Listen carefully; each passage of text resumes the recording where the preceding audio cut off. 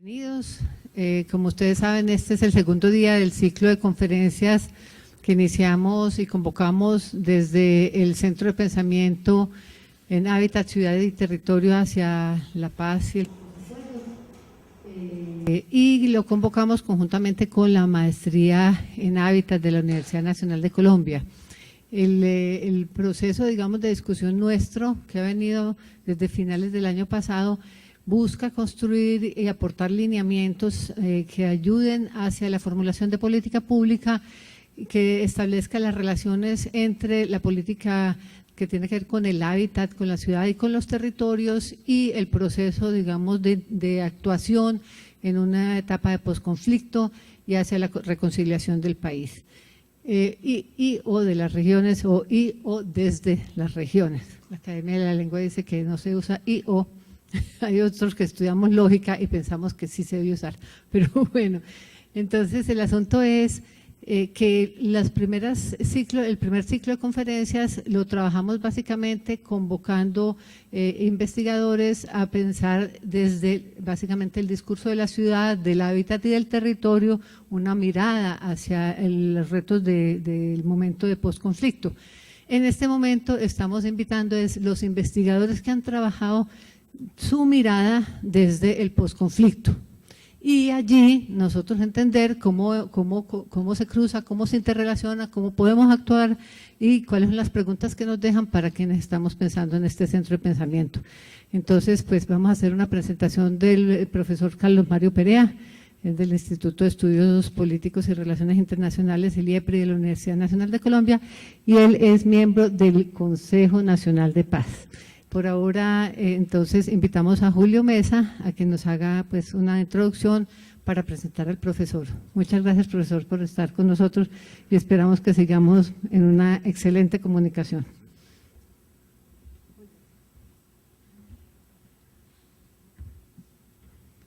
Buenas noches. Pues es un placer hacer una breve presentación del profesor Carlos Mario Perea. Yo no tendría ni voy a sacar un tiempo pues extenso para hacer una presentación y más para reconocer a alguien que se ha dedicado toda la vida a hacer unos estudios sobre lo que es la violencia en Colombia. Entonces quisiera hacer como referencia a un texto que fue con el que se me dio a conocer el profesor ya hace bastantes años. Este es un texto de 1996, su tesis de maestría. Entonces, el profesor es egresado de la universidad, no, es egresado de su pregrado, egresado de la Universidad del Rosario, egresado de la Universidad Nacional en Historia, con una maestría en Historia, y de allí sale este texto, porque la sangre es espíritu. Y de allí pues él hace todo un trabajo que para mí tiene una gran importancia hoy. Obviamente está su nuevo texto sobre vislumbrar la paz, pero que este trabajo logra en los años 90, 96, 2000 mostrar un referente diferente para pensar la violencia en Colombia, y son los discursos desde ambos partidos, pero en especial cómo la religión en la prensa logra referenciar algo que es uno de sus subtítulos acá, porque la sangre es espíritu, y allí hay todo un trabajo de lo simbólico. Entonces Clifford Geertz va a mencionar algo sobre la cultura y va a decir: la cultura es pública porque su sentido lo es. Y en esa medida pensar la violencia desde los elementos simbólicos permite observar algo que en su momento lo hizo el profesor, y es mostrar cómo a través de una analítica de los discursos, a través del intercambio del sentido, se logra observar en la prensa toda una manifestación discursiva que crea sentidos, significatividades, y que son las que van a generar esa violencia de los años 40, que el trabajo es entre los años 42 y 48, los años 40, y permite entender ese fenómeno de la violencia que hoy también lo podríamos pensar, y es, bueno, ¿qué se hace hoy desde los medios de comunicación? ¿Cuál es la significatividad que se le está dando a las posibilidades de la paz o seguimos trabajando unos discursos que tienen que ver más con la violencia a través de la forma invisible como se transmiten simbólicamente los sentidos. Entonces, en ese sentido, pues mencionar la importancia de lo que es una herencia política a través de los discursos que en su momento en los años 40 son religiosos, pero que hoy podremos también observar unos discursos que son herencia de esa violencia simbólica que sigue reiterándose allí. Hoy asistimos a, precisamente, entre comillas, a una polarización, lo podemos observar ayer, el profesor León Valencia nos hacía mención de cómo se está manifestando hoy desde el Centro Democrático la resistencia civil. Hay un autor, James Scott, que va a trabajar la dominación y el arte de la resistencia. Este autor nos va a hacer mención de cómo la resistencia civil es un asunto histórico de grupos subordinados frente a grandes ejercicios de poder en los territorios. Y hoy paradójicamente asistimos a través de muchos ejercicios simbólicos a observar unos grupos que parecen ser, digámoslo, de izquierda, la derecha, en este momento la pensamos como de izquierda, el Centro Democrático, frente a un grupo que parece ser, pues, es el de derecha, Santos. Entonces, de alguna manera, los símbolos y los sentidos, los significados se trastocan y es una lógica histórica de nuestro país el no tener unos referentes conceptuales teóricos que permitan a los grupos sociales, digámoslo, no estar al vaivén de la coyuntura.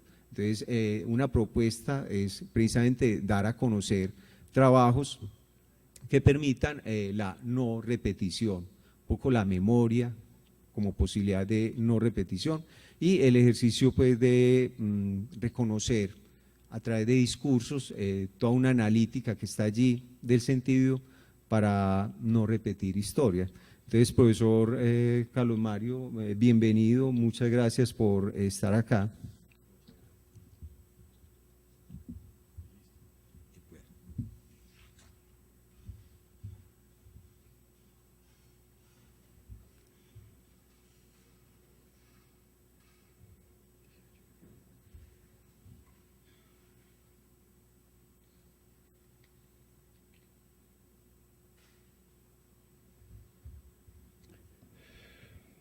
Bueno, en verdad muchas gracias por la invitación, me siento honrado de hacer parte de este ilustre cartel.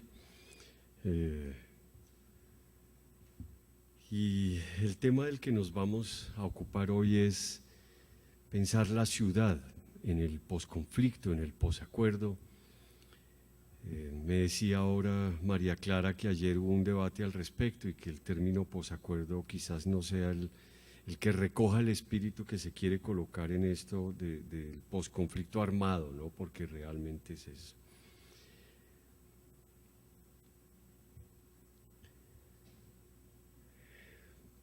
En el año de 1982, Colombia inicia un momento en que la paz se convierte en asunto de Estado.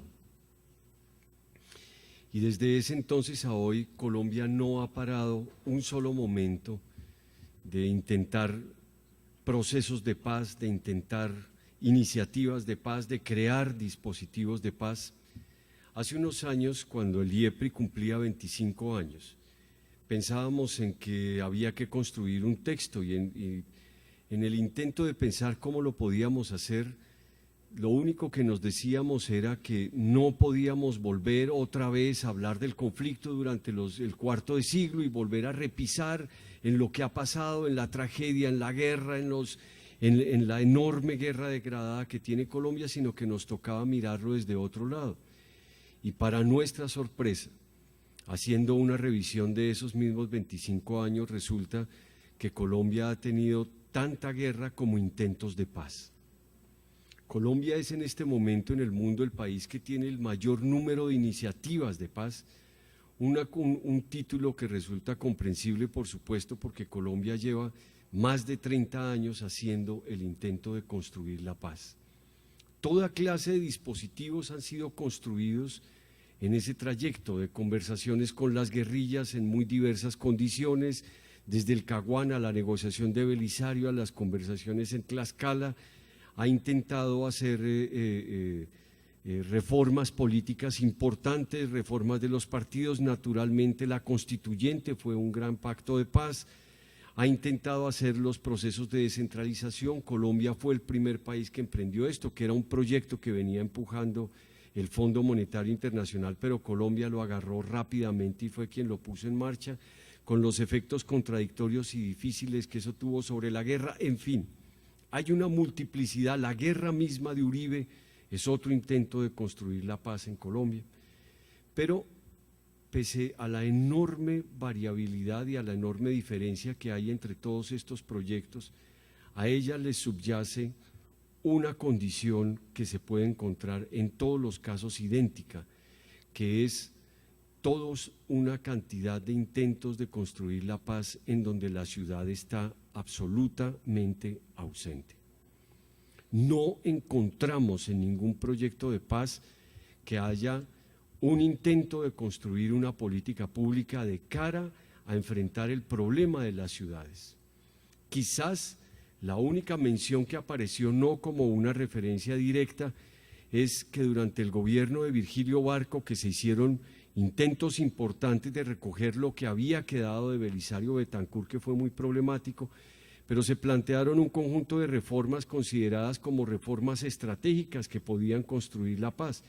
Y justamente una de esas reformas, junto a la reforma constitucional, a la reforma agraria, fue la reforma urbana.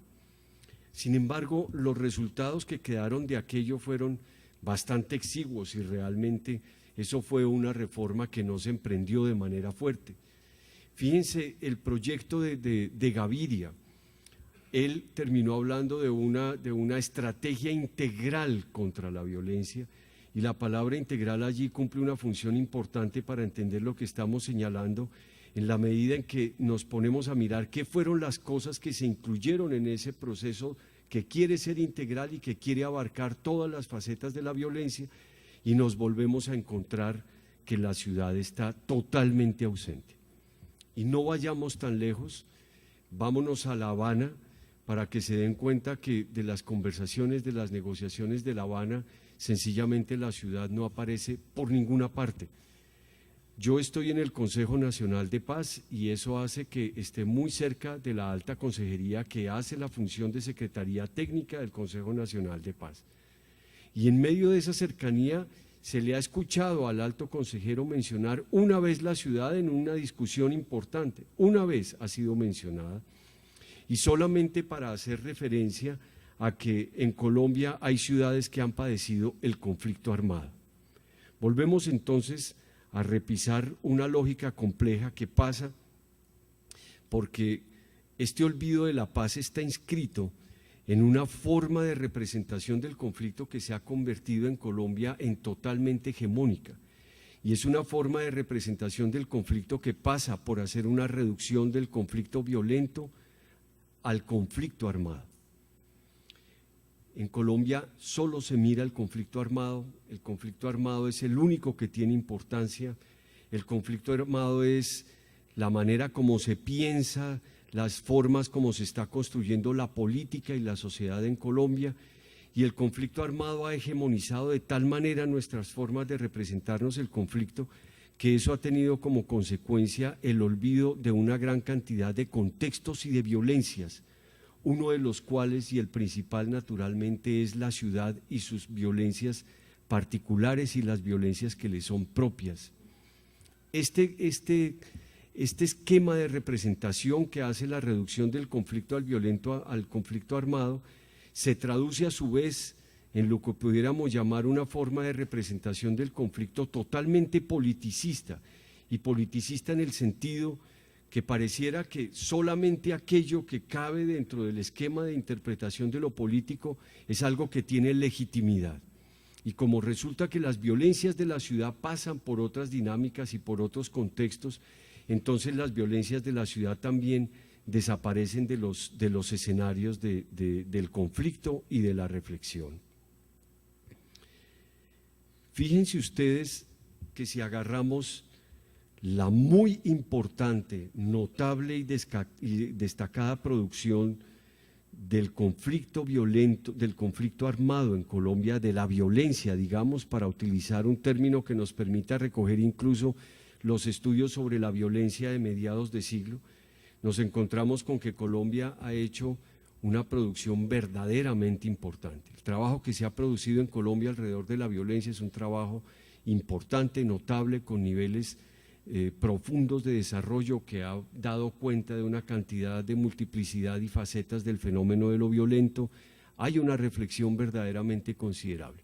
Pero igual, así como sucede en La Paz, si miramos los estudios sobre la violencia, termina pasando que la ciudad es también la dama negra.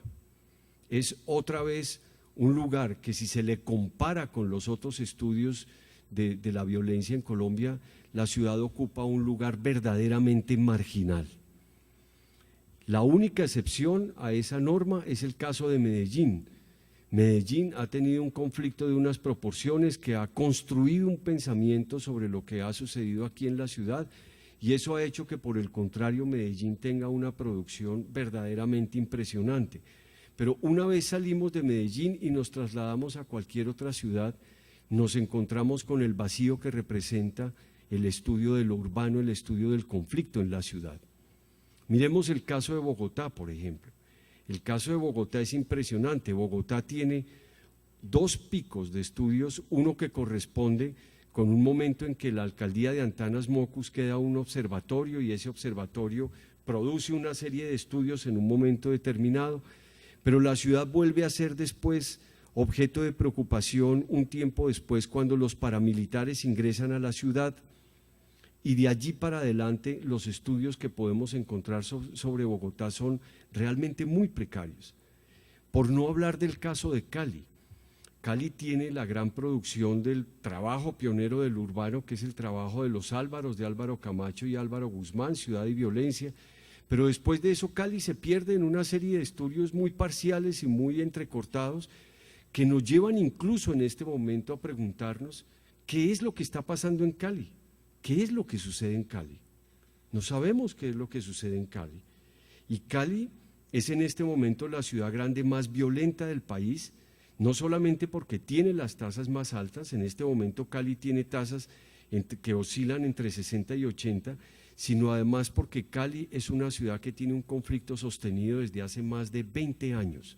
Se ha sostenido en unos niveles de violencia muy altos hace muchos años, y la pregunta que nos hacemos entonces frente a eso es: ¿dónde está la producción sobre el conflicto de Cali?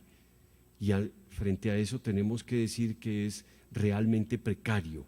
Hoy no sabemos qué es lo que está sucediendo en Cali, pero saltemos a Barranquilla. ¿Qué es lo que está sucediendo en Barranquilla? Sabemos que hay un conflicto muy complejo en Barranquilla, pero ¿qué es lo que está sucediendo? ¿Qué está sucediendo en Santa Marta? ¿Qué está sucediendo en Villavicencio?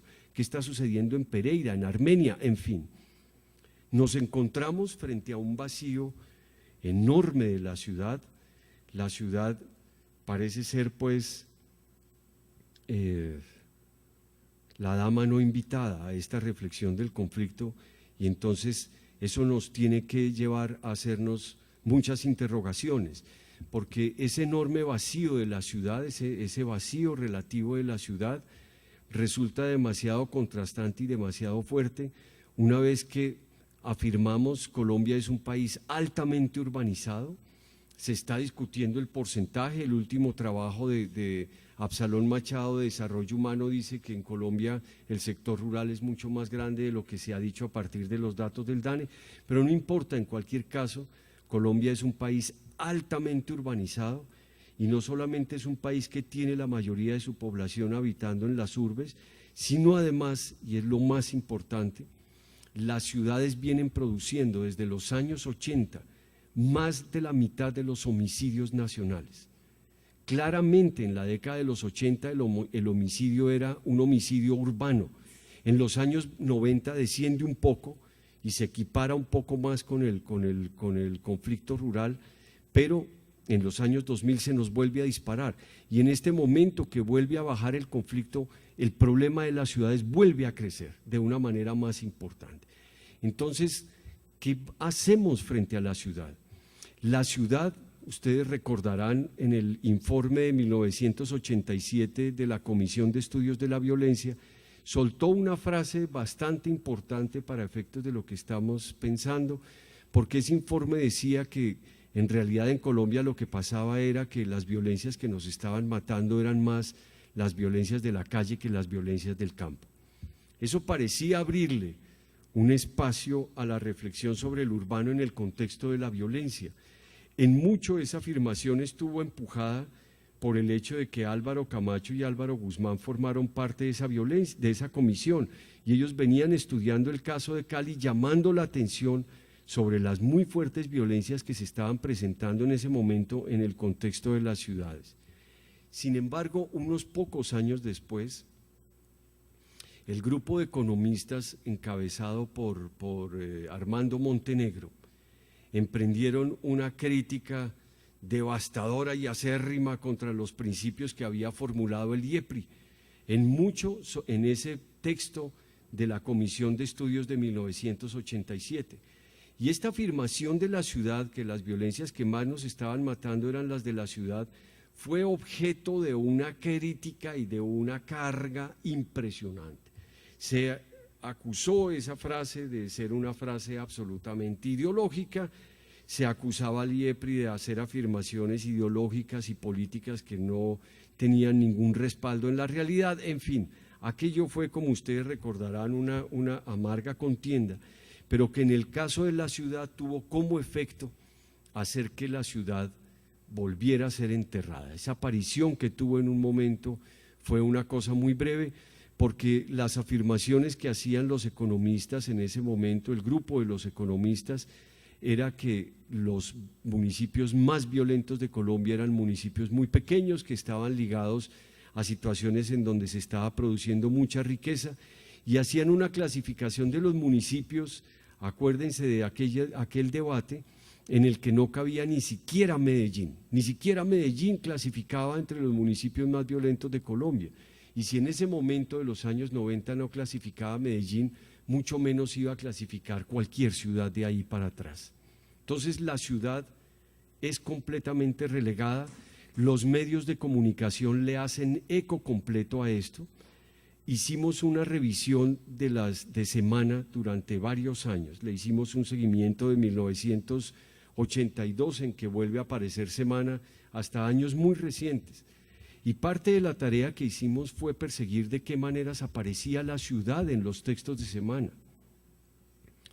Y termina siendo muy fuerte otra vez, porque volvemos a ese enunciado que les hice antes de una forma de representación del conflicto que reduce el conflicto violento al conflicto armado, porque la ciudad aparecía solamente en esos momentos en que el conflicto armado parecía tomarse la ciudad.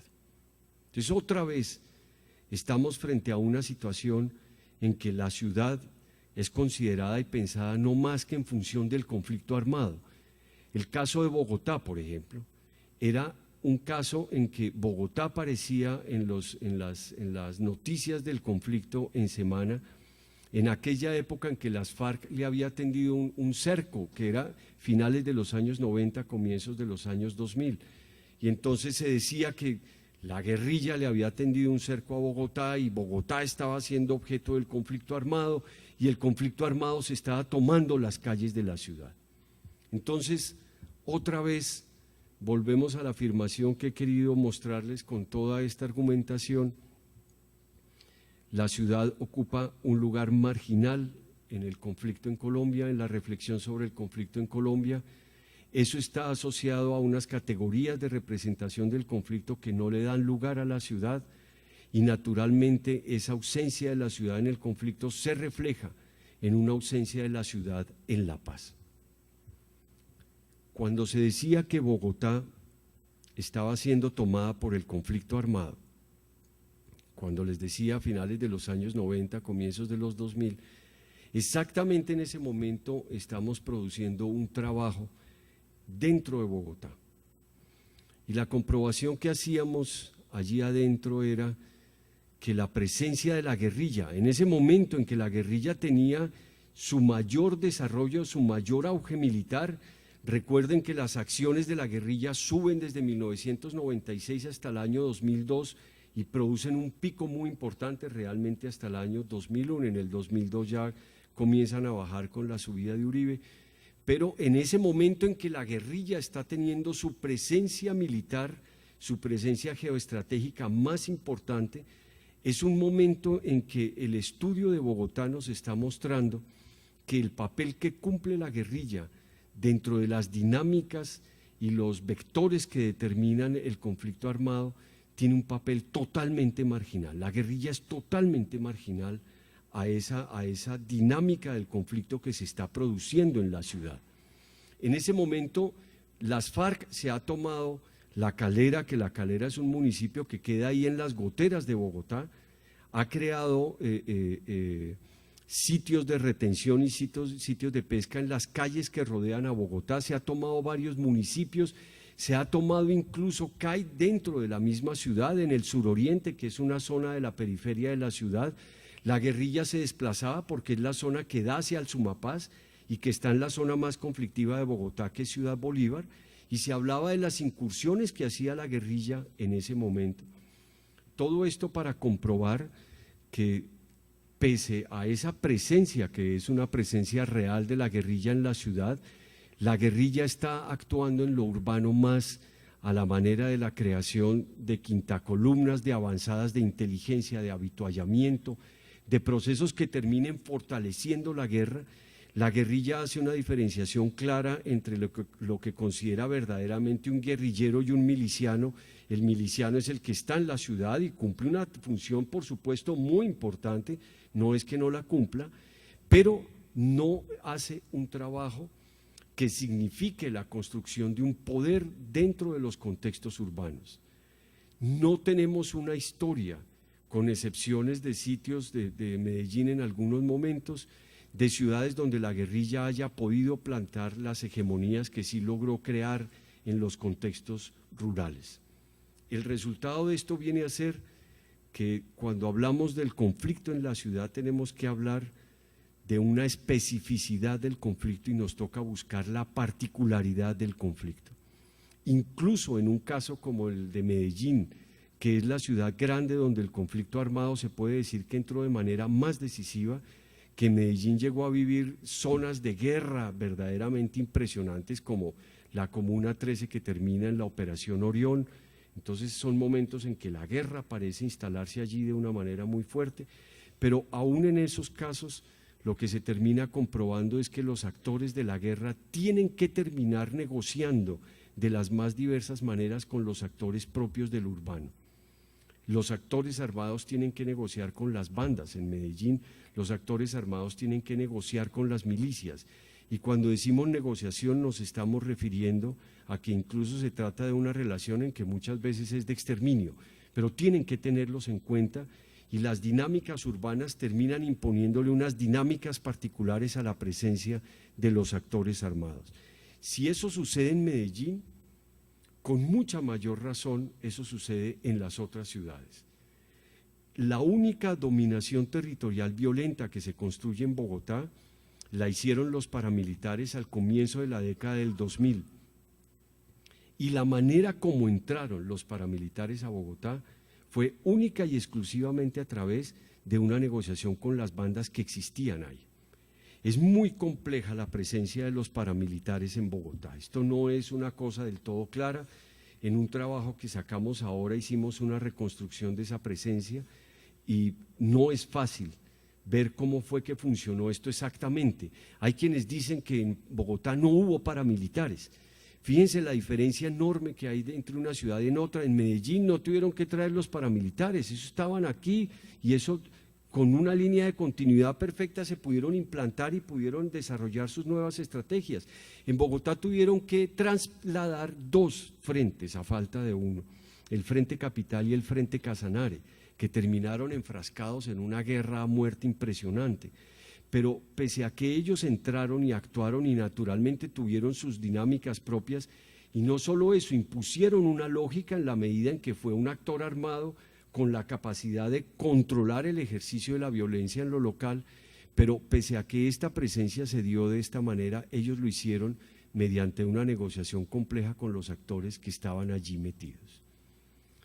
Hemos hecho un trabajo también para mostrar de una manera ya con datos rigurosos de qué manera, hasta dónde podemos decir que llega el conflicto armado a la ciudad. Y realmente tiene una presencia e incorpora una serie de cosas muy importantes, pero más allá de eso, todos los indicadores importantes del conflicto armado tienen una presencia urbana muy lánguida y muy pobre, si se le compara con lo rural, por supuesto. Hablamos entonces de la necesidad de buscar de una manera muy aguda y muy minuciosa la singularidad de lo urbano, y eso incluye a Medellín también, pese a que ha sido la ciudad que más claramente ha tenido el conflicto armado presente en la ciudad. Pero en las otras ciudades es todavía más fuerte. Hay que buscar la singularidad de lo urbano, y eso significa pensar las violencias, todo lo cual nos crea un hilo conductor para pensar el contexto de la paz de la ciudad hoy en el proceso de paz que está actualmente en marcha.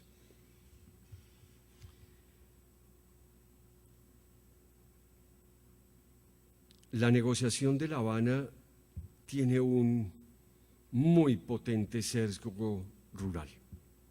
Es muy poderoso el sesgo rural de La Habana. Y naturalmente eso se entiende porque Colombia tiene una deuda histórica acumulada impresionante con el campesinado y con el sector rural. Colombia tiene que pagar esa deuda y la paz es una manera de comenzar a pagar verdaderamente esa deuda. Todos los analistas han coincidido en decir desde muy diversos lugares que todo el conflicto armado en Colombia está montado sobre conflictos agrarios nunca resueltos, y entonces se hace necesario desatar ese nudo de los conflictos agrarios para que entonces el conflicto armado pueda ser desatado. Eso justifica entonces el sesgo agrarista de la paz en Colombia, y es una cosa que políticamente podemos entender con toda claridad. Los contenidos de La Habana, el primer punto es la reforma agraria, pues una cosa básicamente rural. El problema de la apertura democrática y la participación sí es una cosa más general, realmente eso cobija más el país, pero el punto del narcotráfico toca mucho el problema de los cultivos ilícitos, está ahí como centrado en eso. Fíjense cómo las víctimas están definidas en relación otra vez al conflicto armado. Entonces fíjense cómo las políticas públicas empiezan a caminar todas en la dirección del conflicto armado. Las víctimas son las víctimas del conflicto armado. Entonces las víctimas de la ciudad, ¿qué vamos a hacer con las víctimas de la ciudad? ¿Va a haber derecho a la reparación? ¿Va a haber derecho a la justicia? ¿Va a haber derecho a la verdad con las víctimas de la ciudad que no están incorporadas en la definición de las víctimas? Y entonces vemos que el sesgo rural de la negociación en La Habana es algo que otra vez podemos comprender, pero que no nos puede detener en el sentido de pensar, y entonces, ¿dónde vamos a parar la ciudad en el proceso de paz? Hay que comenzar por entender que la ciudad es un territorio, y entonces, como territorio, tenemos que pensar la particularidad de ese territorio, de manera que podamos dar cuenta de la forma como la paz va a descender a la calle de la ciudad. ¿Cómo vamos de tiempo? Bueno, vamos bien, ¿no es cierto? Vamos bien.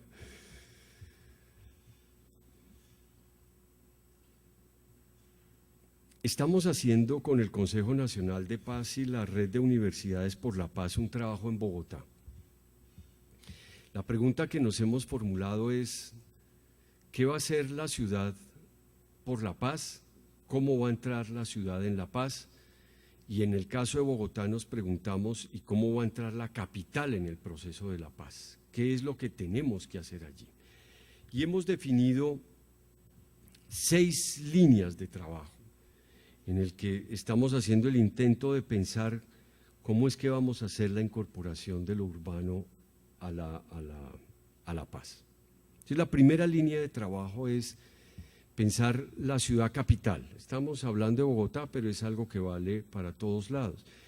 Y es las ciudades Bogotá como capital, Medellín como capital de Antioquia y las otras ciudades capitales, tienen la tarea de pensar, de plantearse ese problema de cómo incorporar la ciudad a la paz. Y eso supone desarrollar un trabajo de investigación, hacer un trabajo sistemático, producir una serie de saberes que nos ayuden a pensar en ese problema. Y entonces ahí aparece como una primera línea de trabajo que es la ciudad capital, lo hemos llamado.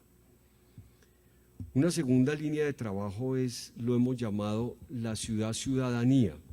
Quizás no es el nombre más adecuado, pero apunta a pensar el papel estratégico que tiene la ciudad en la construcción de la pedagogía y la cultura de la paz. Tenemos un problema muy grave por resolver en esta relación ciudad-campo en la medida en que es en las ciudades en donde se va a dirimir un referendo, son las ciudades las que definen el referendo. Allí están los votos, allí está la mayoría de los votos y estamos enfrentándonos ante una población votante y la población decisoria del referendo en un contexto en que en las ciudades la gente no se siente interpelada por la paz, la gente no se siente tocada por la paz.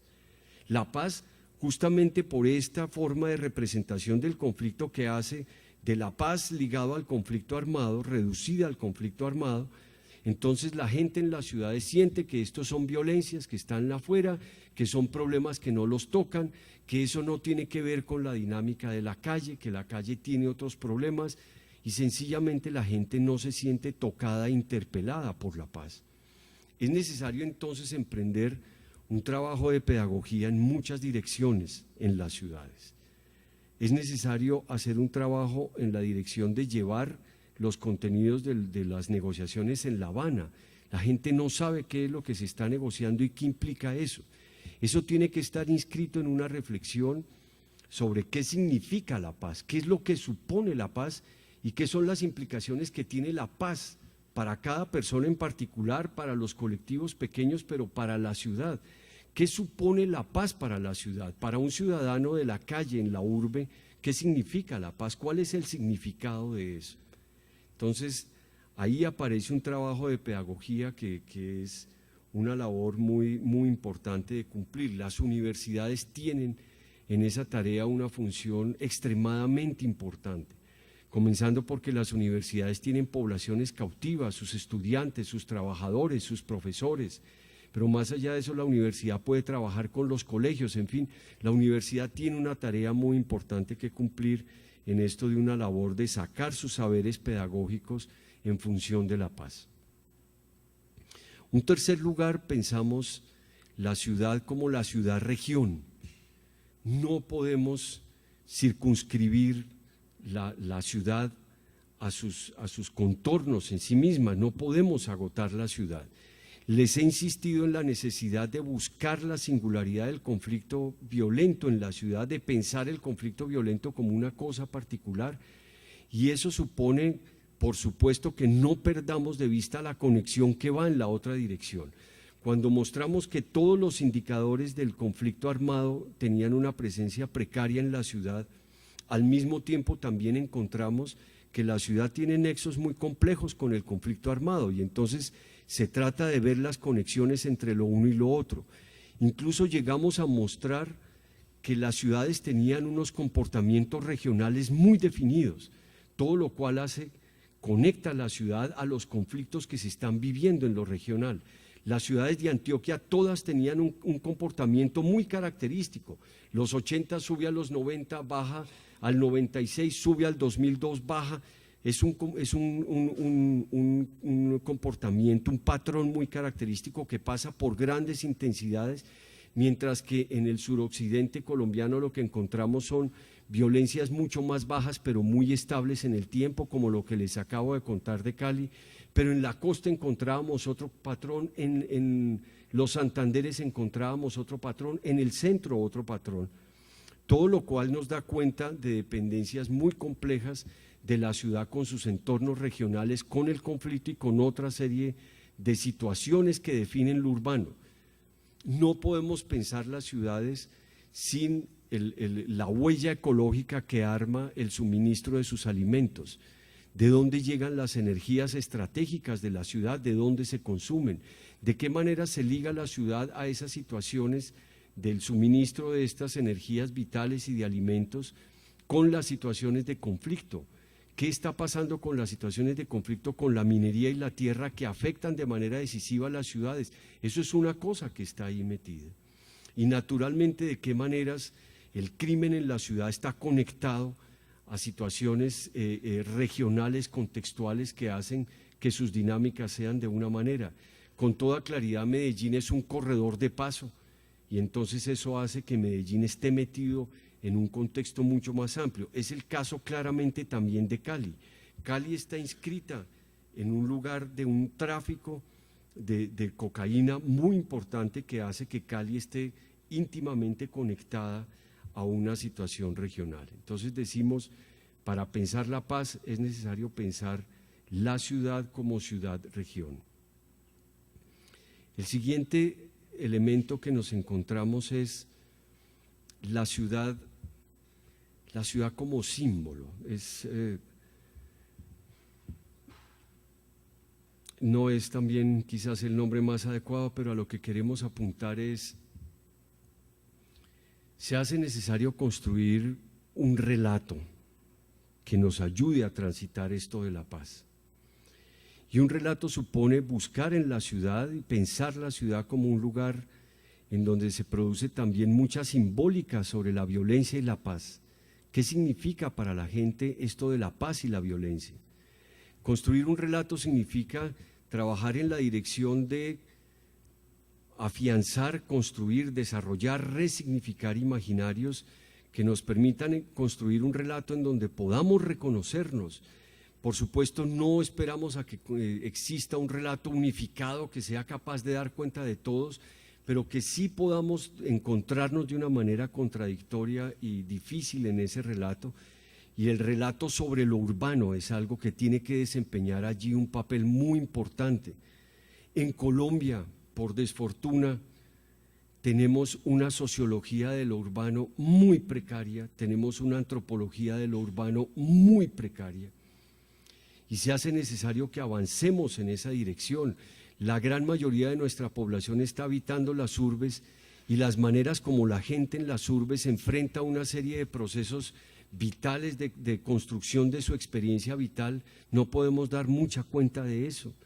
Es necesario entonces que trabajemos en la dirección de hacer de lo urbano como fenómeno sociológico y antropológico un objeto que nos permita avanzar en la dirección de pensar esto de los imaginarios. En Bogotá estamos pensando en hacer un trabajo en muchos lados con las universidades en esa dirección, de recoger cómo es que la gente está pensando la paz, el conflicto, la sociedad, la posibilidad de construir un futuro distinto, entre otras porque esto pasa por una situación en que es necesario resignificar la política. Eso tiene que formar parte de construir un nuevo relato, una resignificación de la política que signifique conferirle y restituirle a la política el lugar de construcción de la sociedad, que es un lugar que se ha desdibujado y se ha perdido, y solamente podemos imaginar que vamos a tomar en nuestras manos en la sociedad en la medida en que seamos capaces de construir un relato sobre sociedad, porque solamente un relato sobre sociedad es algo que nos permite pensar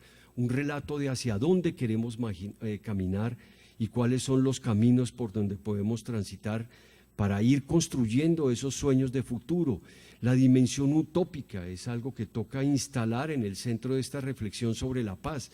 Hay que pensar la paz como una utopía, la paz como una luz, como una posibilidad. Si no pensamos esto de esta manera y no lo llevamos a la ciudad, esto tiene que ser un mensaje que se tiene que instalar en la ciudad, porque es un mensaje que, fíjense, realmente lo que está haciendo es vehiculizar un camino de la política, y es necesario hacer una reapropiación colectiva y profunda de la política. El quinto punto, la quinta dimensión que hemos pensado es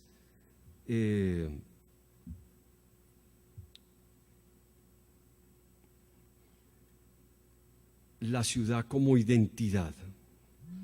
Se habla mucho, perdónenme, se habla mucho de la fractura de los tejidos sociales en lo rural.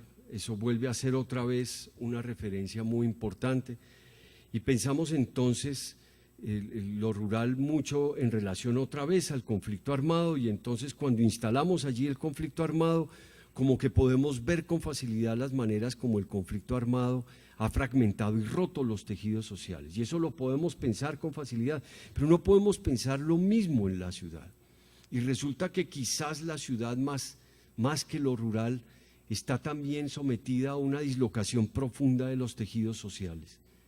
Y esa dislocación profunda está asociada a otras dinámicas que toca pensar.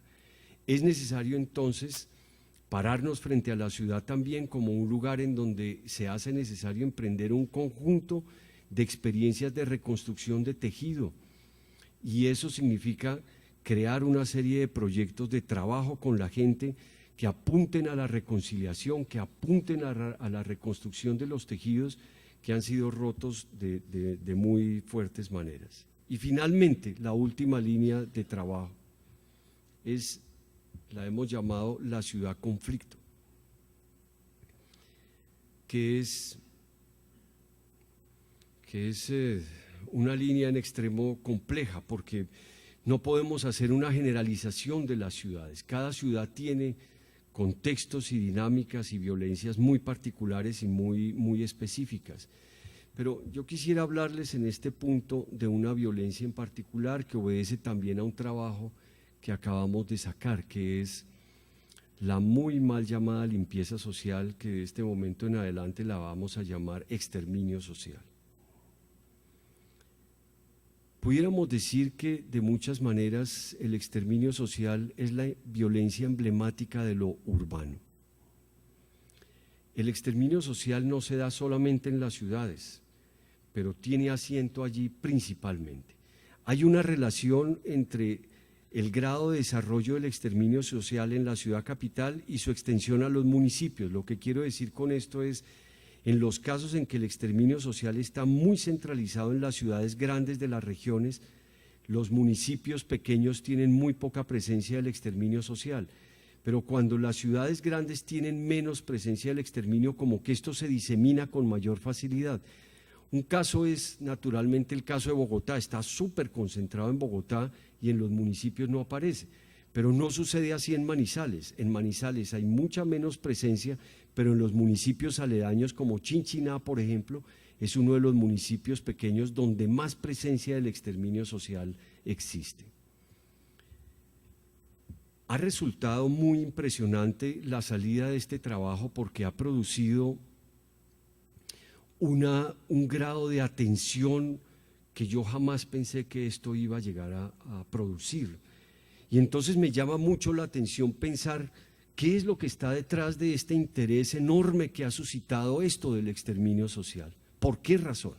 ¿Qué es lo que produce esto que logra convocar una cosa de interés tan fuerte en Colombia, un país que está absolutamente cansado de hablar de las violencias y ahora resulta que le venimos a hablar de otra violencia? Y sin embargo esto es acogido, recogido y ha circulado de muy diversas maneras. Y lo primero que nos aparece con esto es que el exterminio social es una violencia de lo urbano, es una violencia propia de lo urbano.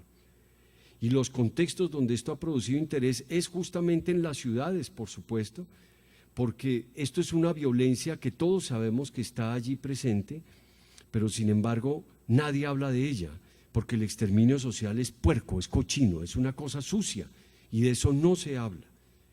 Y el hecho de que se haya comenzado a nombrar esto, que es lo que realmente se ha producido, esta violencia ha sido nombrada, una violencia que está completamente sometida al silencio y al anonimato, que es además uno de los mecanismos fundamentales mediante los cuales se reproduce.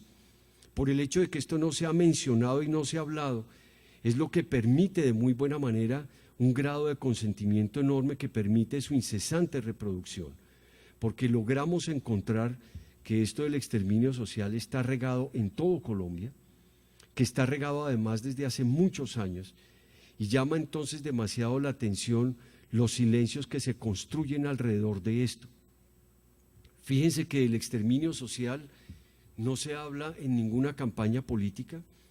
Nadie en ninguna campaña política se atreve a colocar esto, porque esto sería casi que manchar una campaña política, pero no lo encontramos tampoco en las campañas para las alcaldías y los consejos en pequeño, tampoco lo encontramos en un programa de gobierno de alguna alcaldía o en alguna discusión de los consejos, solo de manera muy marginal ha aparecido en los consejos de las ciudades.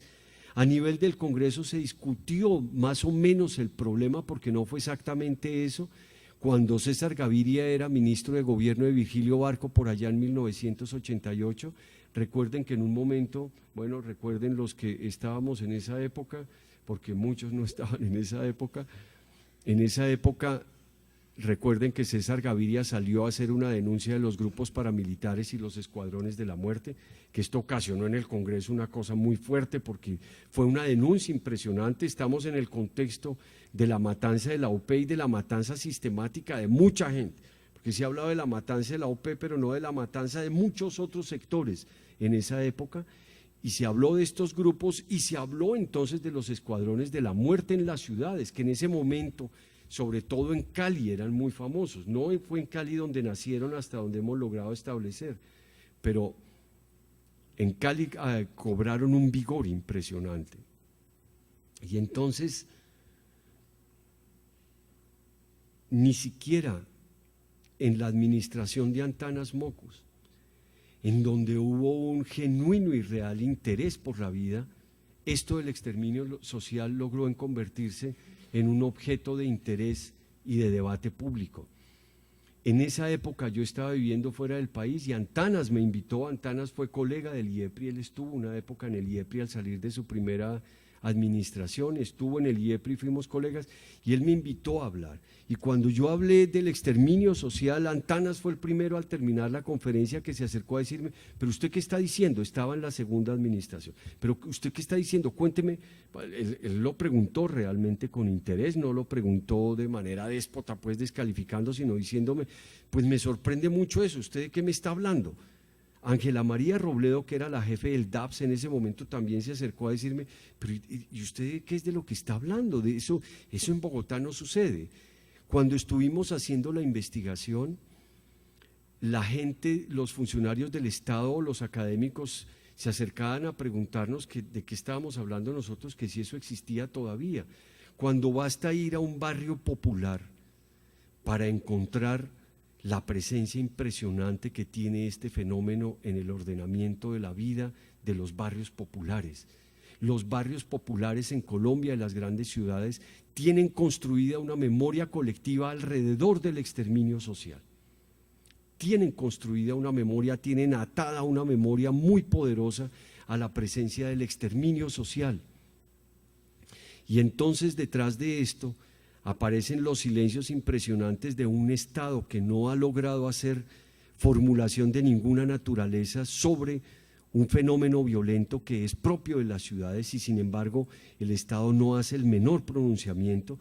Le hicimos un seguimiento en las altas cortes a la presencia de la mal llamada limpieza social en las sentencias, en los pronunciamientos, en los expedientes judiciales, y nos terminamos encontrando que aparece a propósito de ciertas cosas en la Corte Constitucional, cuando hicieron una protección constitucional especial de los recicladores. Entonces ahí se medio mencionó que aparecía que ellos eran objetos de la mal llamada limpieza social.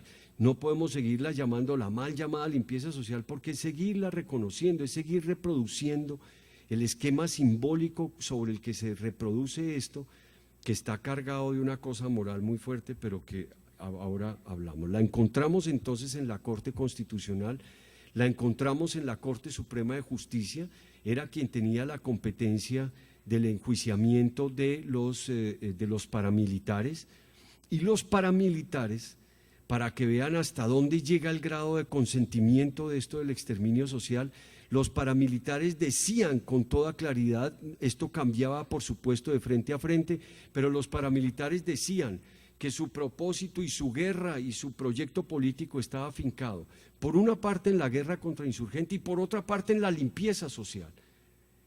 ¿Qué es lo que hace que un actor armado sea capaz de pasar por un pronunciamiento de esta naturaleza? Detrás de eso no hay sino un enorme y profundo consentimiento que hace que un actor armado en su trabajo de implantarse y de insertarse socialmente en los territorios de las ciudades acuda a este ejercicio del exterminio como una manera de ganar legitimidad entre la población. Lo hicieron los paramilitares, pero lo hacen las bandas que adquieren alguna importancia. Estoy hablando de Bogotá, en el caso de Medellín, ustedes van a decir eso es distinto y lo vamos a conversar porque ahí hay una diferencia importante en el caso de Medellín, pero en Bogotá cada banda que adquiere un cierto nivel de sofisticación y que tiene un cierto aparato armado, inmediatamente acude también al ejercicio del exterminio, otra vez como una manera de ganar legitimidad y audiencia entre la población. Pero lo hacen también los vecinos de los barrios sin el menor empacho, sin el menor reato de conciencia, se reúnen a decidir a quiénes van a matar y a quiénes no van a matar, y por supuesto lo hacen los cuerpos de seguridad del Estado, también están metidos en esto. El problema complejo de toda esta situación es el Estado no se pronuncia, el Estado ha tenido que ver con eso y sin embargo no hace nada al respecto. En los procesos judiciales el agravante del exterminio social no cuenta para nada porque no está tipificado en el Código Penal, y entonces en el Código Penal una persona a quien claramente en los pocos expedientes judiciales de los muchos cientos de casos que logramos documentar en todo el país, resulta que hemos terminado encontrando más o menos unos 8 o 10 expedientes en total en el país que están haciendo un procesamiento por la mal llamada limpieza social. Este señor, el Iguano, Jorge Iván Laverde, alias el Iguano, él era el jefe del bloque Fronteras, ahí en Cúcuta, en la frontera con Venezuela. Él se sometió al proceso de justicia y paz y lo hizo con mucha decisión y confesó todos sus delitos. La Corte Suprema de Justicia, que es quien juzgaba y procesaba a los paramilitares, hizo una separación de los delitos por los que se condenaba al Iguano en la argumentación. Entonces dijo que había unos delitos que estaban claramente dentro del contexto del conflicto armado, pero que habían otros delitos que eran contra la población civil inerme y desarmada, y los terminó catalogando incluso como delitos de lesa humanidad. Y pese a que hizo esta separación en el proceso de argumentación para la condena, en el momento en que el Iguano es condenado, lo condenan por 8 delitos, en ninguno de los cuales aparece, pero ni de lejos, la mención de un proceso sistemático de exterminio social. Entonces se le condena por homicidio agravado, por concierto para delinquir, por homicidio en persona protegida, por 8 delitos, por extorsión, pero no aparece de ninguna manera una mención a esto. Y entonces lo que sucede es el hecho de que la justicia jamás se declara en contra de esto, es lo que permite que esto se reproduzca en la total impunidad. La gente en los barrios siente que hacer este trabajo de exterminio social está del todo a todo justificado, que no tienen que pararse en ninguna reflexión moral, sencillamente porque eso forma parte de la historia de los barrios. En los sitios donde lo reconstruimos resulta que el exterminio social aparecía como una práctica sistemática que fue emprendida con todo rigor desde el momento en que se fundaron los barrios. Y eso hace que el exterminio social sea incorporado entonces a las categorías de representación del conflicto en lo urbano y a las categorías de representación de la seguridad. Entonces, cada vez que es elegida una nueva Junta de Acción Comunal y vienen los vecinos a decir que hay problemas, lo único en que pueden pensar los dirigentes, los dignatarios de las Juntas de Acción Comunal, es en que tienen que ver cómo van a organizar las operaciones de exterminio para quitarse el problema de encima. La misma estructura simbólica de hablar de esto de limpieza social está montada sobre una construcción de sentido que pasa por denigrar a la víctima y despojarla de toda dignidad, todo lo cual permite entonces asesinarla. Una vez alguien es despojado de toda dignidad y de toda humanidad, sencillamente se le puede asesinar. Pero la contracara de esto es que una vez aparece la víctima completamente denigrada y destrozada, el victimario es inmediatamente heroizado. Entonces la noticia, la estructura de la noticia, el relato, como se construye esto de la limpieza social es un relato en que se habla de un crimen que inmediatamente se califica de asesino, de ladrón, de ampón, de consumidor, de transgresor de la sexualidad, de cualquier cosa, y eso justifica matarlo. Se hace necesario entonces, retornando al hilo conductor de lo que ha sido esta segunda parte de la presentación, decir, bueno, ¿dónde está la ciudad en la paz? Y entonces cuando decimos la ciudad tiene una singularidad que tenemos que verla, incluso en Medellín. En Medellín el conflicto ha sido visto en mucho como el problema del conflicto armado, cómo llega aquí. Incluso en Medellín hay que bajar a mirar las violencias que están metidas en los contextos de la vida cotidiana y que responden a otras dinámicas. Se trata, es la frase que hemos empleado, se trata no de politizar sin más lo social, sino de llenar de contenido social lo político, porque no se trata de quitar la condición política y de la construcción de poder que suponen estas violencias. El exterminio social es claramente un ejercicio de poder. Lo que está en juego en el exterminio social son razones sociales que tienen sus propias justificaciones y que tienen legitimidad en sus dinámicas, justificaciones sociales que tienen que ver por una disputa, por las maneras como se construye y se ordena la convivencia. Fíjense que es muy característico y muy típico que el exterminio social actúa sobre la calle. El exterminio social no persigue al marido que es un sinvergüenza y un maldito miserable que le vive golpeando a la mujer, o no persigue al papá que nunca ha respondido por los hijos, o los hermanos que se enfrentan. La vida privada es una cosa que no forma parte de las consideraciones del exterminio social. El exterminio social opera en la calle e intenta regular, intenta insertarse en el espacio público de lo local, que es un concepto que tenemos que restituir en lo urbano, porque en la ciudad claramente lo que termina sucediendo es una disputa por el control de los poderes sobre los espacios públicos localizados. En el caso de Medellín es contundente eso. Las dominaciones territoriales sucesivas que ha habido a lo largo del tiempo son intentos de ejercer controles sobre los espacios públicos locales. En Bogotá suceden de una manera muy distinta. En cada ciudad hay que mirar cómo es que se produce eso, pero con toda claridad lo que termina sucediendo para efectos de pensar la paz es que la ciudad, los territorios en las ciudades son también lugares públicos de disputa, de concurrencia de poderes en el intento de construir allí dominaciones, y que en cada caso, por supuesto, se trata de pensar cómo se construyen esas dominaciones. Pensar la ciudad entonces como conflicto, que es la sexta línea que les quería comentar, supone mirar sus violencias. Y mirar sus violencias es ponernos de cara a ellas para pensarlas en su especificidad y ver qué vamos a hacer. Con esto del exterminio social se logró ahora que se convirtiera en un objeto de debate público. Se nombró, una cosa que no se nombra fue nombrada.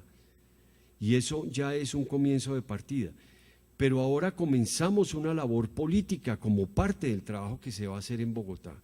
Comenzamos una labor política en la dirección de forzar al Estado, instar al Estado, convocar al Estado que se pronuncie al respecto. Es necesario que haya, se los vuelvo a decir, una voz de sanción y de condena de esto, porque esto se reproduce sobre la impunidad total. Y entonces hay que ver cómo se van a construir las maneras para que el Estado se pronuncie, si lo vamos a hacer a través de una demanda de la Corte Constitucional, en la que haya protecciones constitucionales especiales a poblaciones que han sido sistemáticamente objeto del exterminio social. Claramente eso es demostrado con toda claridad. Los jóvenes y los habitantes de calle son las grandes víctimas de esto. Y entonces se va a hacer a través de la Corte Constitucional. Toca apelar a la Corte Suprema de Justicia, bajo qué figura jurídica, qué es lo que se va a movilizar. Estamos en este momento mirando las maneras como se va a hacer un gran trabajo en lo urbano para que haya una voz respecto a esta violencia que es muy propia de los contextos de lo urbano. Bueno, yo lo dejo aquí para que hagamos preguntas.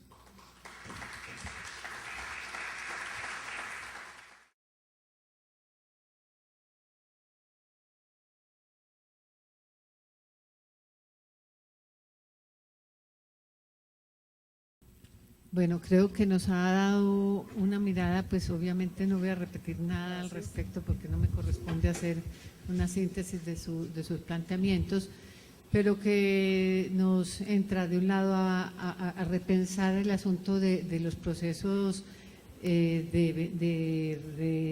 paz, digamos, que se están trabajando en el país, pero también un replanteamiento frente a lo que es la naturaleza de los conflictos que nosotros hemos trabajado sobre lo urbano, que hemos tenido pues trabajos con otra naturaleza que serían los conflictos por el espacio, pero no desde esta perspectiva, digamos, que usted nos está planteando. Entonces, hay algunas preguntas que seguramente surgen de los asistentes y estamos pendientes de sus inquietudes, de sus preguntas para que las responda el profesor Perea. Por aquí hay una. ¿Sí?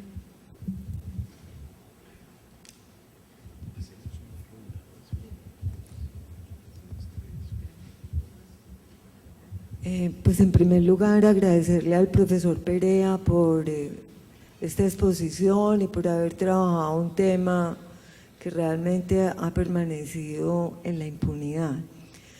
Yo quisiera, en primer lugar, profundizar un poco más en esa relación que usted plantea, que aparentemente no es tan profunda, entre el conflicto armado, que fundamentalmente usted lo ve en el campo, y la ciudad. ¿Por qué? Pues porque desde Medellín hemos tenido la situación pues de la Comuna 13, hemos tenido la situación de los desplazamientos forzados, hemos vivido pues la llegada de personas que han sido desplazadas de lo rural, y quisiera como trabajarle un poco más al tema porque no me resigno a que lo despachemos diciendo pues que la relación no es, digámoslo, tan profunda. Quisiera también trabajar un poco lo que ha venido pasando en las grandes ciudades de Colombia con relación a la construcción de espacios públicos y por ejemplo, el cartucho en Bogotá, lo que se ha venido planteando en Medellín cuando se quiere hacer como una limpieza del centro, pero que se le pone una carita feliz diciendo que es que estas personas se van a llevar a unas granjas o cosa por el estilo.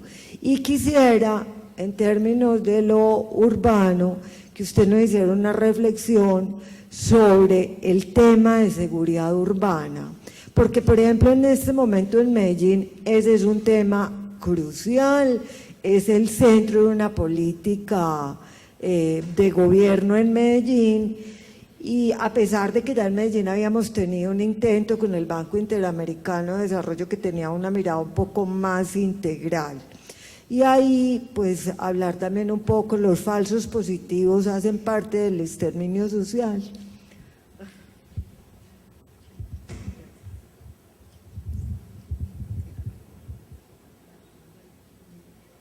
No sé si hay otra pregunta, adelante.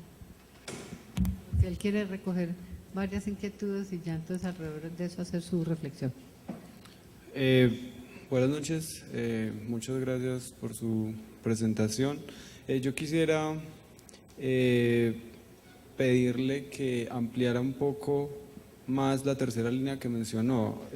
Usted dijo la ciudad-región y sobre todo recuerdo una frase, una pregunta que usted lanzaba, ¿de dónde vienen los recursos o las energías que alimentan las ciudades? Quisiera como que describiera qué tanto se avanzaba en esa línea y sobre todo pienso en cómo se enlaza, digamos, todos esos estudios sobre conflictos socioambientales que desde muchos lados se han publicado con, digamos, esta línea de trabajo que usted denuncia. Si hay alguna otra inquietud. Sí. Pues,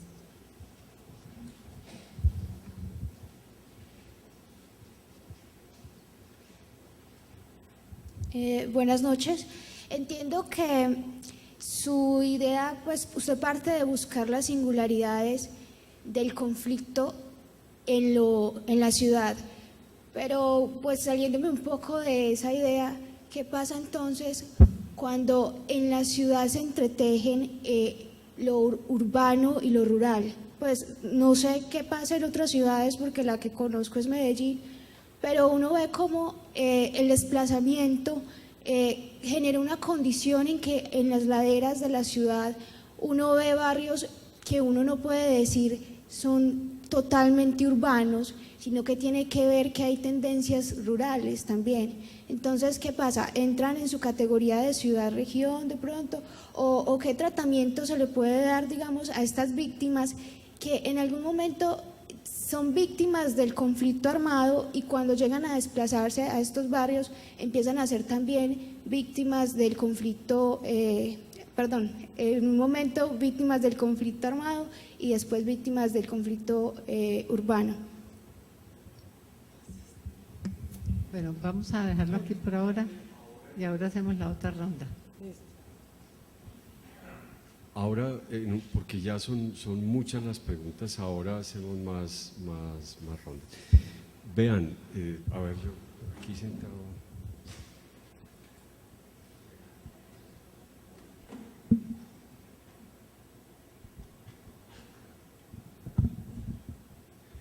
Mira, yo creo que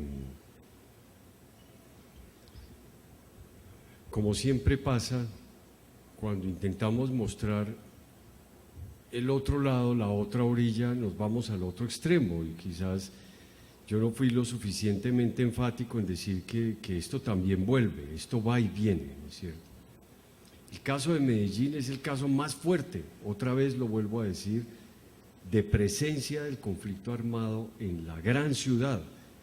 En Cali ahora se está viviendo una situación también muy compleja, pero es un contexto muy diferente. Sucedió en Barranca, que es otra ciudad grande, importante, en donde también el conflicto armado se reprodujo de una manera muy importante y entonces lugares de Barranca estaban divididos entre los sectores de los paramilitares y los sectores de los guerrilleros y entre los unos y los otros tenían unos enfrentamientos impresionantes. La gente no podía pasar de un sitio a otro, en fin, ustedes conocen aquí en Medellín esa historia muy bien cómo es que opera. Eso está sucediendo ahora un poco en Tumaco, estamos hablando de las ciudades, ¿no? En Tumaco está sucediendo ahora mucho de eso, que se está reproduciendo de una manera muy compleja el conflicto. Hay una presencia de los neoparamilitares, la guerrilla tiene todavía presencias, pero el proceso de negociación ha bajado su capacidad pues de confrontación ahí en la ciudad. En fin, eso está evolucionando de una manera muy compleja. Agarramos todas las ciudades de Colombia, entonces se hizo un seguimiento de las ciudades que definimos la ciudad como aquella aglomeración urbana de más de 100.000 habitantes, esa fue la definición que hicimos. Es una definición muy por encima, problemática como siempre, pero pensamos que hacer la división del DANE de cabecera municipio se nos prestaba a muchas confusiones, eso ha sido objeto de un gran debate y de una gran disputa que hace que esos datos pues sea difícil manejarlos. Frente a eso, tomamos la decisión de hablar de ciudades de 100.000 o más habitantes. La condición de 100.000 o más habitantes supone una aglomeración urbana que por fuerza tiene que definir una serie de condiciones para la vida urbana que hagan posible la coexistencia de 100.000 personas o más juntas. Esto nos impone un criterio muy por encima. Y lo que terminamos encontrando, aún en ese criterio tan alto, porque alguien pudiera decir, ¿por qué no hacerlo de 50.000? Y en ese caso la situación hubiera sido más compleja todavía, pero haberlo hecho por el rango de 100.000 nos ponía un criterio muy alto. En el conjunto de las ciudades de Colombia termina sucediendo que la presencia de las acciones bélicas, de los secuestros, de los municipios como expulsores para el desplazamiento, de las violaciones al VIH, de las violaciones de los derechos humanos, todas en el contexto de la ciudad eran muy reducidas una vez se les compara con los poblados que llamamos de menos de 100.000 habitantes. Por supuesto, esto tiene muchos matices muy complejos. Por ejemplo, las FARC, se los dije en el caso de Bogotá, pero eso sucede en todos lados, las FARC no intervienen tanto en las dinámicas del poder y del conflicto en lo local. No lo hacen ni siquiera mucho en los sectores rurales, que las FARC se hubieran dedicado a generar procesos de organización. Eso no era como el espíritu de las FARC.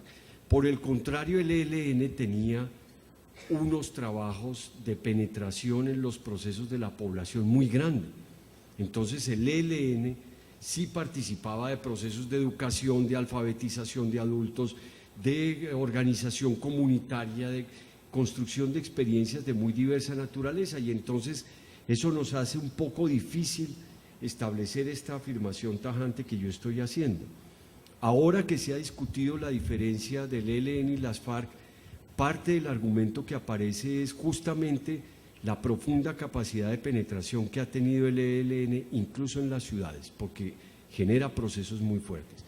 Lo que terminamos encontrando en estos indicadores es que el conflicto armado opera sobre todo en municipios que tienen entre 20 y 50.000 habitantes.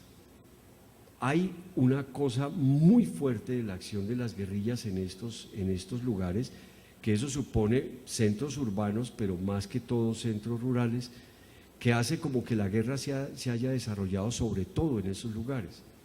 Pero es eso lo que nos permite decir que la manera como llega el conflicto armado a la ciudad no es que no llegue, sino que está mediado por la presencia de los actores propios de la ciudad, y eso sucede hasta en Medellín.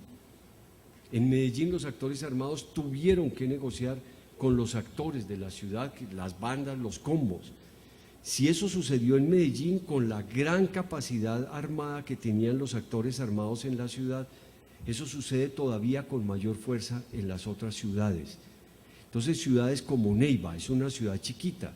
Las FARC decía que esa era la capital de las FARC. En un momento lo decía, estaba del otro lado del Caguán. Y Neiva es una ciudad muy importante en el sur, porque Neiva es una ciudad-región muy importante, recoge mucha gente que viene de muchos lados, de todas las regiones del sur. Y aún así, con esa presencia importante de las FARC, lo mismo. Esa ciudad de Neiva formó parte de uno de los estudios comparados que hicimos con Bogotá y Barranquilla, y aún en el caso de Neiva, con la gran penetración de las FARC, ni aún en esos casos las FARC eran un actor determinante en las dinámicas de los conflictos urbanos. Ahí estaban más las pandillas, los escuadrones de exterminio, las bandas. Es una dinámica que está construida más alrededor de esas cosas, una violencia cotidiana muy fuerte, una violencia en la familia, una violencia en el contexto de la vida comunitaria, de la convivencia, que son violencias que tenemos que comenzar a mirar de una manera decidida, porque el conflicto armado nos ha impedido mirarlas. Pero entonces, mira, la primera afirmación es reforzar esto de que el conflicto armado llega precariamente a la ciudad. Lo estamos diciendo en todas las ciudades de Colombia. El caso de Medellín es el caso más extremo, donde es más fuerte la presencia de lo armado, y aún así tiene que negociar con los actores de la ciudad. Pero esto no nos puede llevar a negar toda relación del urbano con el conflicto armado, porque eso sería una gran torpeza, ¿ves? La curva de los homicidios de las ciudades de más de 100.000 habitantes desde 1980 sigue de manera muy cerca la curva de los homicidios a nivel nacional. Entonces ahí ya tenemos que hablar de una relación fuerte, de una relación importante. El comportamiento de las ciudades ha seguido en mucho el comportamiento de lo nacional, entonces hay que buscar las conexiones. Y eso supone lo que les conté, que hay patrones regionales muy definidos, lo cual hace pensar que ahí hay una serie de conexiones regionales, que era lo otro que preguntaban de la ciudad-región. Hay una serie de conexiones regionales que nos toca mirarlas con mucho detalle. Pero, ¿qué significa esto? Yo lo que les diría para resumir esto es: tenemos que remirar de nuevo las violencias en la ciudad.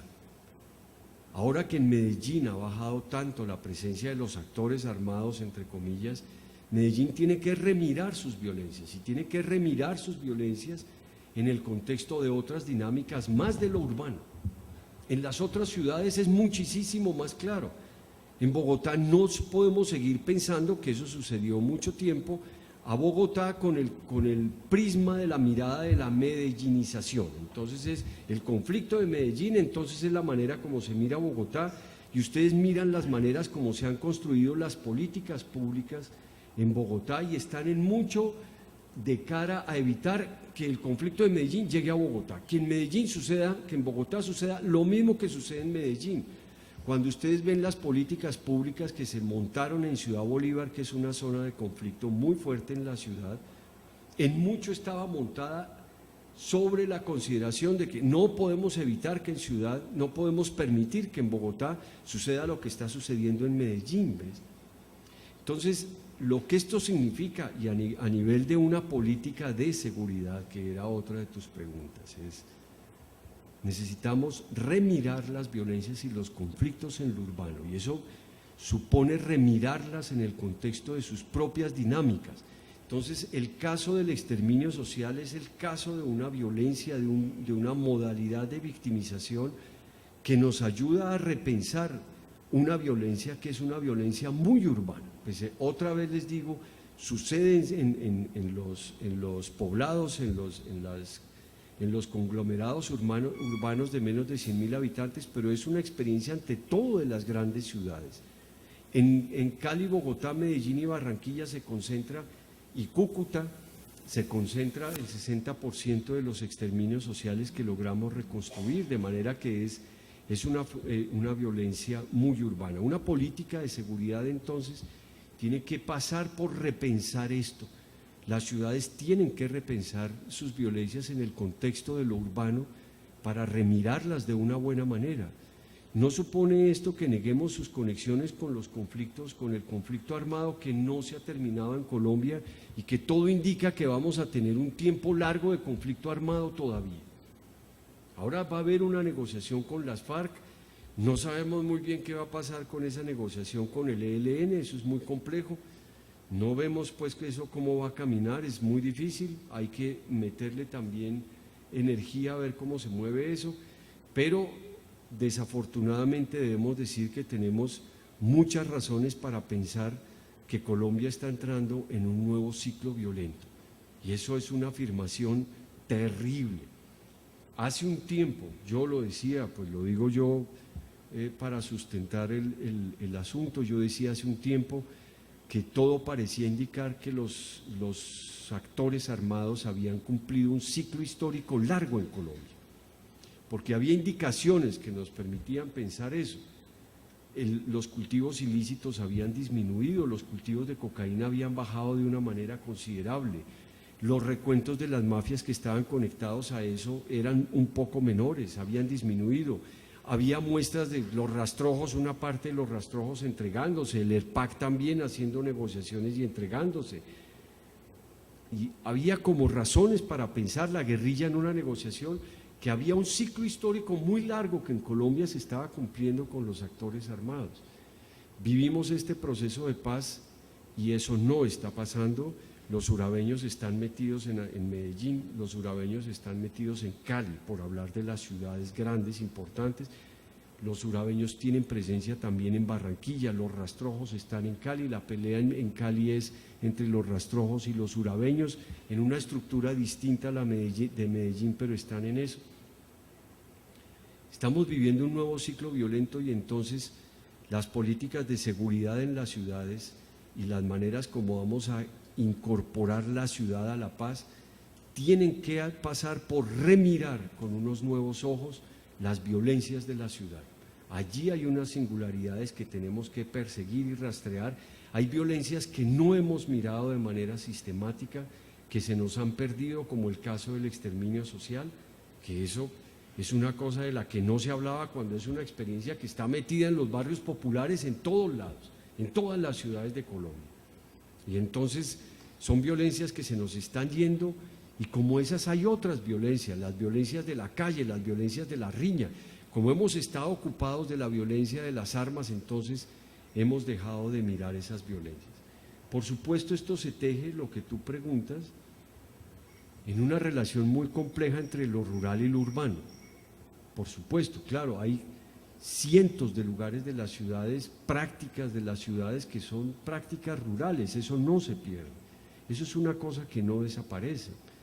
Al mismo tiempo podemos decir que el modelo del urbano se ha tomado el campo, y entonces va desde cosas como que encontramos a los muchachos de los pequeños poblados en sitios muy apartados haciendo ejercicios de rap, por ejemplo. Entonces hay un traslado y un intercambio muy complejo entre lo rural y lo urbano, que pasa del lado de lo rural hacia lo urbano por cosas como que en Bogotá hay prácticas de sembrar dentro de casas que están puestas en una misma manzana, hay prácticas de sembrados colectivos al interior de las manzanas y se están haciendo intercambios de alimentos de la manera más rural, no entra el dinero sino son intercambios de productos, que son cosas muy rurales. Eso no desaparece y eso tiene que formar parte de la textura con que se van a leer estas cosas, porque otra vez lo que hay más allá de esto es no solamente el conflicto, tenemos que mirar la ciudad de otra manera. En Colombia tenemos que mirar la ciudad de otra manera. Creo que si hay algo que puede ser cierto en este momento es tenemos que dejar de pensar el conflicto a través del conflicto armado, tenemos que pensar los conflictos de otra manera y eso supone pensar la ciudad de otra manera. Hay que acercarnos a mirar más sociológicamente la ciudad, más antropológicamente la ciudad. Ahí está la mayoría de nuestra población y lo que conocemos de las maneras como se construye la vida es realmente muy precario. Entonces, eso es una cosa que queda ahí. La ciudad-región, mira, Bogotá está alimentada por 450 municipios. 450 municipios que tienen una huella ecológica muy compleja, porque no es que aquí esté Bogotá, que es como un uso así alargado, y son los municipios que están al lado, sino la huella es muy compleja, porque esto pasa porque Los Llanos es un proveedor importante de alimentos, pero lo es también Boyacá, en una línea que no tiene continuidad directa, pero también vienen de abajo del sur. En fin, la huella ecológica de Bogotá en términos de los alimentos es muy compleja. Y en medio de esa situación de provisión de alimentos están metidos muchos conflictos por la tierra en muchos de los lugares en donde se supone que está alimentando a Bogotá. Hay, de los 450, hay 320 municipios que proveen de alimentos, pero el resto de municipios de los 450 son municipios que proveen energías, que proveen aguas. Las aguas que además están detrás de la producción de la energía, que producen energía directa. Hay conflictos por la tierra con la minería. Es necesario incorporar la reflexión sobre la ciudad a eso porque hay una conexión directa en esas conexiones. Ahí entran mucho, por supuesto, los estudios sociales, ahí tienen un papel muy importante los estudios sociales, pero más allá de eso entran los estudios ambientales, los estudios ecológicos, los estudios técnicos de muchas de muchas dimensiones que no son solo el resorte de las ciencias sociales. ¿Ves? Ahí hay que ver cómo se articulan cosas. En Bogotá le estamos dando vuelta a eso. Los falsos positivos no son exterminio social, y esa pregunta es en extremo importante. ¿Qué diferencia el sicariato del exterminio social de los falsos positivos? Porque siempre ha sido una aventura poco afortunada esto de separar las violencias, pero eso también es una cosa que tenemos que terminar. En la medida en que el conflicto armado se comió todo y chupó todo y todo lo metió en sus dinámicas, entonces todo se nos volvió una mezcolanza impresionante. Creo que ahora tenemos que emprender un trabajo de disección. Esto de la paz nos abre un camino en muchas direcciones y creo que es la manera como hay que hablar de la paz. La paz es un momento de posibilidad, es un momento que nos abre una coyuntura, un tránsito histórico que tenemos que intervenir en ese tránsito histórico. Y eso va también para las ciencias sociales. Las ciencias sociales tenemos que comenzar a repensar el conflicto de otra manera, que no sea todo a través del prisma del conflicto armado, sino comenzar a mirar otras cosas. Perdónenme, yo soy insistente y cansón en eso, pero me parece que es una cosa para la ciudad de la mayor importancia, que pasa porque el falso positivo es una modalidad de violencia propia del conflicto armado. ¿Ves? Y entonces ahí sí claramente son los actores del conflicto armado los que están metidos, los que significan ese ejercicio y los que le dan sentido a ese ejercicio.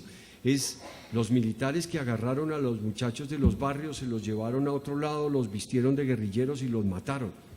Entonces, todo en el intento de ganar con el señor Uribe las cosas de los beneficios que significaban los reportes más altos de asesinatos de guerrilleros. Pero fíjense, eso es un texto completamente inscrito en el conflicto armado. El exterminio social, los agentes que participan de esto son primero otros, pueden ser del conflicto armado como lo hicieron los paramilitares, como lo hacen hoy los neoparamilitares, que están participando de esto, que hacen amenazas por todos lados, amenazas que, fíjense, el rasgo de esos panfletos es la manera como se denigra a la víctima, ¿no? Eso es demasiado importante, porque eso es lo que justifica el asesinato, ¿no? Si yo denigro a la víctima y la trato de gonorrea, sidosa, cucaracha, asquerosa, puedo matarla, ¿no? Esa es la matriz simbólica en que opera esto. Pero los actores que están metidos en el exterminio social son otros completamente distintos. El contexto en donde se produce la disputa no es el contexto del conflicto armado como lo es el falso positivo, sino es el contexto de la vida de la calle. Porque ahí lo que se está disputando es un poder sobre la convivencia y sobre el ordenamiento de lo público de la calle. Les dije ya que en esto no es lo privado, no opera en lo privado, es en lo público local donde esto opera. Y lo más importante es que fíjate que los motivos que animan a estos actores son otros, completamente distintos a unos argumentos de naturaleza política. Ahí no se está intentando imponer un proyecto de poder que tenga como resultado la consolidación de un aparato de guerra, que es, digamos, el texto del conflicto armado. Ahí lo que se está tratando de imponer es una moral sobre la base de poner en marcha un estigma que ordene la vida cotidiana. Las razones y los contextos son totalmente distintos. Es un contexto de naturaleza social el que está en juego en el exterminio social. Las víctimas son sociales, los actores son sociales, pese a que sea un actor armado que hace ejercicio de una disputa en lo social y en la convivencia por construir un poder, sin duda, claro, naturalmente. Pero el trayecto por donde arranca esto es un trayecto que hace que estemos hablando de otra cosa. Y finalmente no es sicariato, porque el término, el mediador fundamental del sicario es la paga. Entonces se restaña una herida, se cobra una deuda, se asesina a un líder político sobre la base de una paga. Eso es lo que hace al sicario. Y puede suceder, y sucede con mucha frecuencia, que en el exterminio social hay de por medio dineros y hay platas. Claro, muchas veces se contrata un escuadrón al que se le paga y entonces los vecinos se ponen de acuerdo, los comerciantes, y cada uno va a poner tanto porque van a matar tantos y cada uno vale 200.000 pesos. Así es el negocio. Y van a matar 8, entonces hay que reunir 1 millón de pesos porque hay que pagar las balas y hay que pagar esto. Es un negocio con una frialdad impresionante. Y entonces son 10 tenderos, entonces 1 millón, cada uno pone 100.000 y hay una persona que lo recoge y van y le pagan la mitad a la gente para que venga a hacer el exterminio. Pero fíjense que la diferencia enorme con un sicario es que en este caso el exterminio social está presidido por una argumentación sobre la base de un actor que se siente restituyendo un orden y restaurando una moral perdida. Y eso es muy distinto al caso aislado de un sicario, porque es, vamos a restituir el orden en lo local, vamos a restituir un equilibrio perdido en la convivencia y en la vida pública de la localidad, porque hay tales personas que la están mancillando. Porque fíjense que aquí realmente lo que está en juego en el exterminio social es un argumento moral que es lo que realmente construye un estigma. Pero la gran pregunta que nos tenemos que hacer en las ciudades con este tipo de modalidad de violencia es ¿por qué razón en Colombia se crea un estigma que en toda la historia de la humanidad hay estigmas? Y hoy Europa está llena de estigmas con todas las políticas segregacionistas y antiextranjeras y ante llegada de personas de afuera. El estigma está instalado en Europa en este momento de una manera muy compleja, pero lo que nos preguntamos en Colombia, que es algo que les quiero dejar que es muy importante para pensar la ciudad. Lo que pasa en Colombia es que además del estigma se viene la acción de exterminio. Y el paso que permite saltar del estigma a la acción de exterminio es lo que tenemos que pensar, porque la gran característica de esto, y es otra vez digo una cosa en extremo importante para pensar el conflicto en la ciudad, hemos hecho trabajos en varias ciudades de Latinoamérica, es un trabajo que venimos haciendo hace unos años comparando ciudades de Latinoamérica,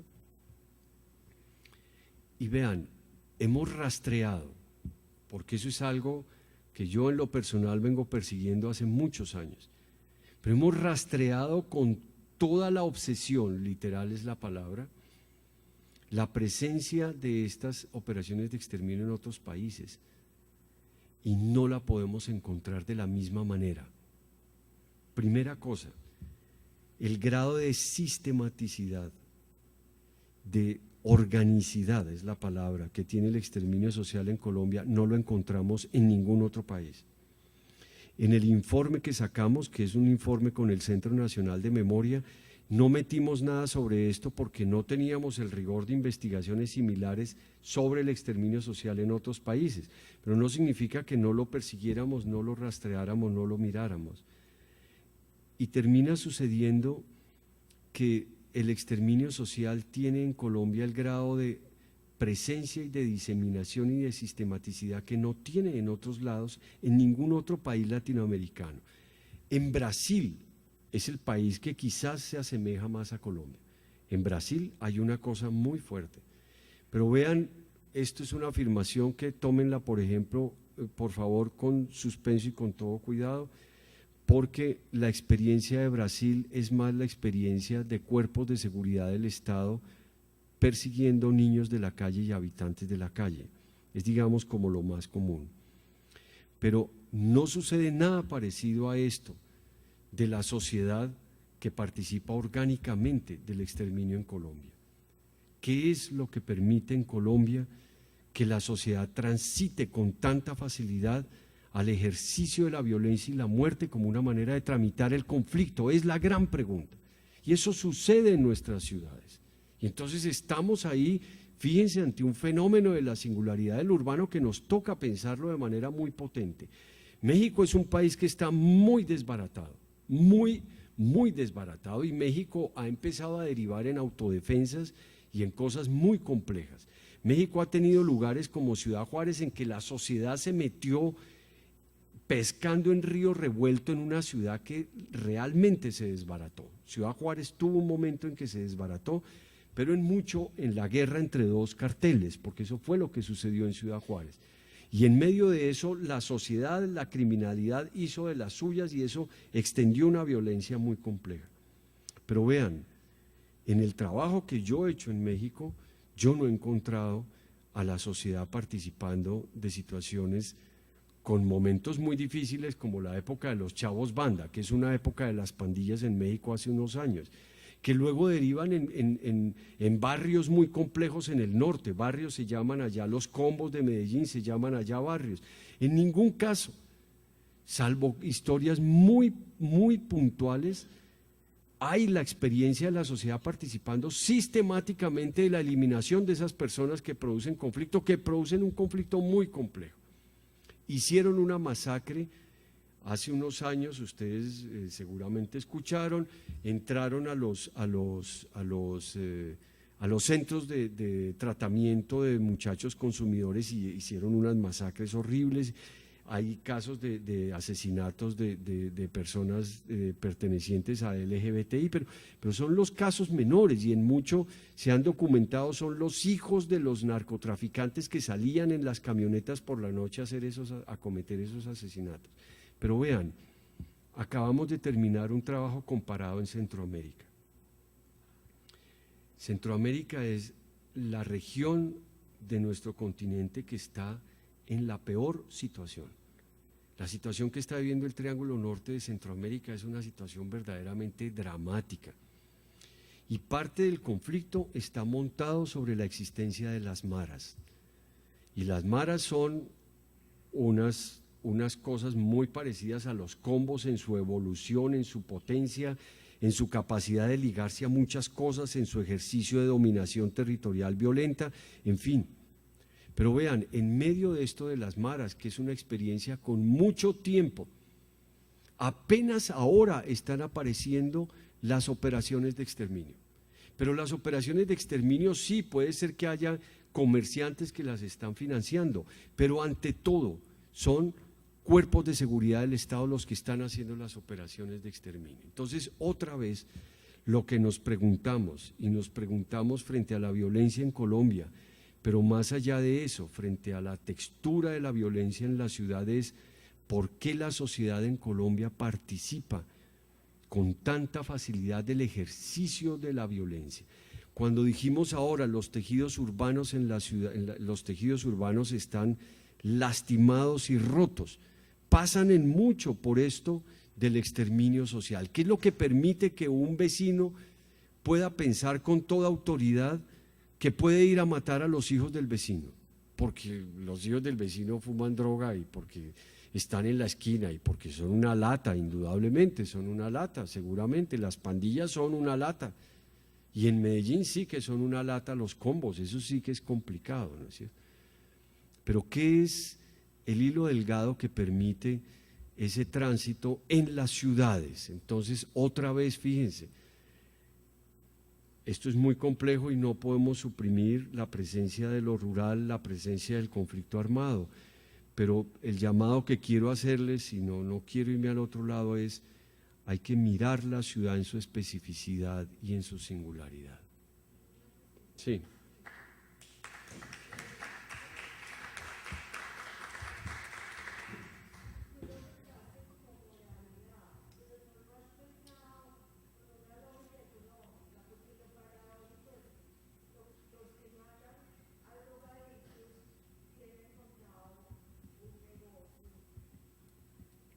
Claro. Pasa, ¿no? Pero ¿qué hace que la gente decida matar al LGBTI? ¿Por qué? Y matan al improductivo, y matan al joven por el hecho de ser joven. Fíjate, claro, no podemos decir esto es moral y lo dejamos solo ahí, pero porque está imbricado en cosas muy complejas, pero hay un texto moral muy fuerte. Sí.